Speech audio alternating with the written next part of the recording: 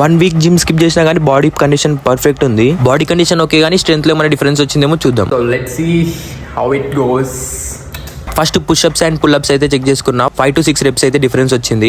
పర్లేదు, అది పెద్ద డిఫరెన్స్ ఏం కాదు. ఇవాళ చెస్ట్, బ్యాక్, షోల్డర్ అయితే చేసిన. ప్రతి మజిల్ వేరియేషన్ లో ఓన్లీ 2 sets చేసా. ఫస్ట్ సెట్ వచ్చేసి light weight and second set వచ్చేసి మాక్సిమం వెయిట్ అయితే కొట్టిన. స్ట్రెంత్ లో పెద్ద డిఫరెన్స్ ఏం లేదు కానీ ప్రీవియస్ వెయిట్స్ లిఫ్ట్ చేసినప్పుడు 3 to 4 reps అయితే డిఫరెన్స్ వచ్చింది. అన్ని మజిల్స్ ఓకే కానీ షోల్డర్ ట్రైన్ చేయక 2 weeks ప్లస్ అవుతుంది. సో అది నా పాత PR 1 rep కూడా చేయలేకపోయినా. ఇప్పటి నుంచి షోల్డర్ మీద బాగా ఫోకస్ చేయాలి. షోల్డర్ కి మీడియం వెయిట్ వేసుకొని మంచి రెప్స్ కొట్టేసిన. సేమ్ లాటరల్ రైజెస్ లో కూడా ఫస్ట్ వార్మప్ కొట్టేసిన. నార్మల్ గా అయితే 15 తో రెప్స్ వచ్చేవి కానీ ఇప్పుడు 12 తోనే స్వింగ్ అవుతున్నా. నెక్స్ట్ వీక్ లో 15 తో కొట్టాలి. తర్వాత కొన్ని పోజెస్ అయితే ప్రాక్టీస్ చేసిన.